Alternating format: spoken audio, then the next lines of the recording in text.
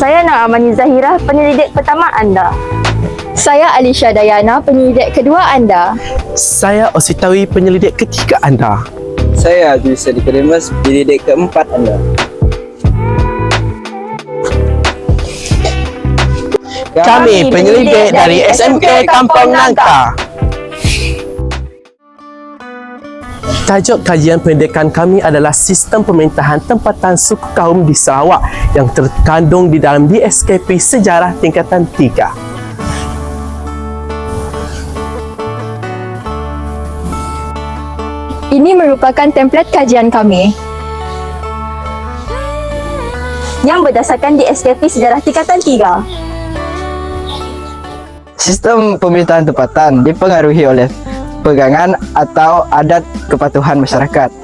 Antara masyarakat yang mengamalkan sistem ini adalah Kayan, Kenyah, Bidayuh, dan Iban. Bagi masyarakat Iban, pemimpin utama akan dipanggil tuan rumah, manakala masyarakat Kenyah akan dipanggil peran lepo. Iban terdiri daripada pelbagai suku atau puak. Salah satu puak yang bukan berasal daripada Kapuas ialah Iban Batang Lupar, iaitu dikenali sebagai Dayak Batang Lupar, yang mana orang tinggal di sekitar kawasan itu sejak zaman berzaman. Nama Sungai Batang Lupar adalah asal daripada suku Batang Lupar.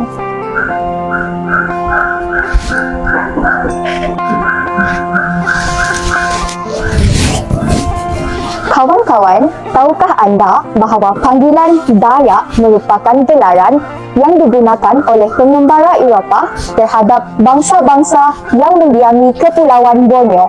Kerana pada waktu itu, sukar untuk mereka membezakan bangsa-bangsa yang terdapat di Kepulauan Borneo atas sebab persamaan dan kemiripan adat, kepercayaan dan rupa paras yang sama.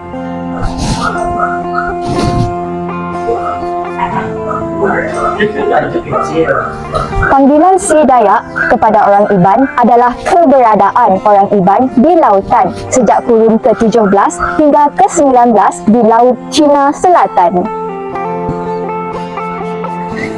Orang Iban mendiami di lembah Sungai Sarawak, Sungai Rajang, Sungai Kemena, Sungai Balingian, Sungai Lupar dan banyak lagi. Mereka mengamalkan banyak budaya yang menarik.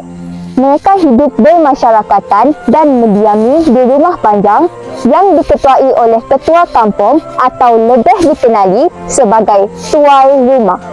Kebanyakan masyarakat Iban pada masa kini menetap di bandar-bandar besar di sekitar negeri Sarawak. Tradisi ngayau atau tradisi memenggal kepala musuh telah mendengungkan pedagang asing dan pelayar untuk ke Pulau Borneo sehingga tercatat dalam sejarah maritim bangsa Eropah sebagai Viking of Eastern Sea dan King of Sea Borneo. Berada di samping saya sekarang ini adalah Tuan Rumah Sylvester Gana yang berada di Sungai Naman, merupakan ketua kaum bagi rumah panjang ini. Tuan Rumah, baiklah, saya akan menanyakan beberapa soalan seperti yang saya telah kaji, di mana pemilihan tuan rumah ini adalah melalui sebulat suara di rumah panjang, iaitu melalui pemilihan undian. Dan di bawah seorang tuan rumah, adakah ada lagi jawatan kuasa selain pada tuan rumah? Ya, memang ada. Kita ada carta organisasi J3K. Itu kita mau mesti ada orang yang dari jadi ketua rumah tu jadi penerusi, dia jadi penerusi, dan seorang lagi jadi setiausaha. Lepas tu bendahari. Yang tuan rumah ni dia macam more or less macam manager lah kalau macam saya dulu bilang. Kita ni buat arahan, kita juga kita buat apa-apa lah, dan jadi sekretari kita yang orang kanan kita lah, macam sekretari dia macam kita ada mesyuarat macam ni, dia yang catat semua minit. Okey. Dan seorang lagi bendahari, dan dia memang secara langsung dia terlibat dengan kewangan di rumah panjang. So yang lain ketua biro kita pun sama juga membantu kami tiga untuk melaksanakan kerja dekat rumah panjang.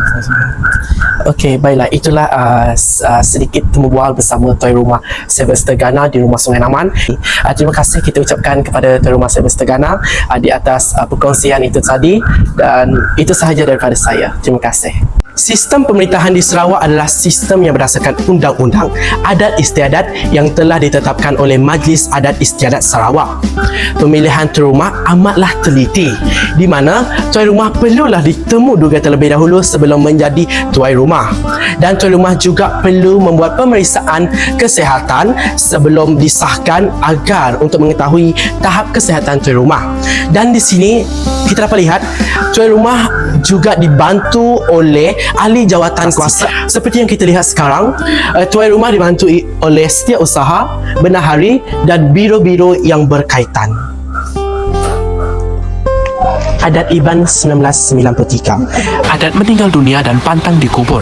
Sesiapa yang menggali dan menyelongkar kubur, dia adalah dikenakan denda RM250 wang tunai, 1 kizia dan 1 tajau, dan harus membayar balik segala kos untuk membaiki semula kubur.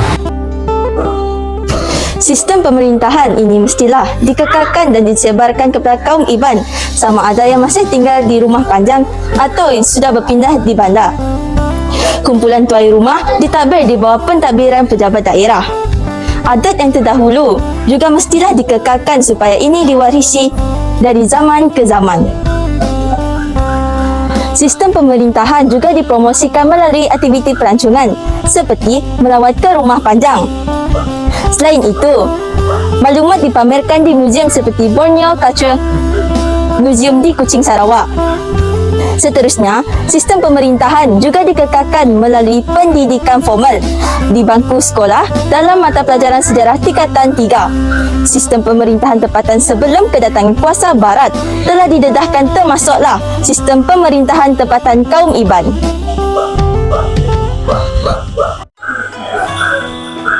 Umumnya, kaum lain di Malaysia menerima pemerintahan tempatan suku kaum Iban dengan baik. Hal ini dikatakan demikian kerana sistem pemerintahan telah diperkenalkan dari bangku sekolah dalam subjek sejarah dan pendidikan moral. Pendidikan tidak formal juga dijalankan, contohnya melalui lawatan sambil belajar ke rumah panjang, melalui dokumentari, pendedahan melalui media massa dan media sosial. Maka dari bangku sekolah, rakyat Malaysia telah mengamalkan nilai hormat menghormati terhadap budaya dan adat pelbagai kaum. Setiap kaum mempunyai sistem pemerintahan yang tersendiri dan unik.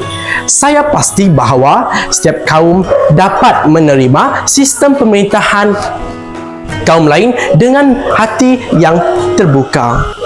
Di Malaysia, kaum lain bukan sahaja menghormati sistem pemerintahan kaum Iban, malah mereka menghayati budaya dan adat kaum Iban. Misalnya, mereka menyertai upacara miring. Selain itu, perkahwinan antara kaum Iban dan kaum lain telah membuktikan tahap penerimaan kaum lain terhadap sistem pemerintahan kaum Iban yang berasaskan adat.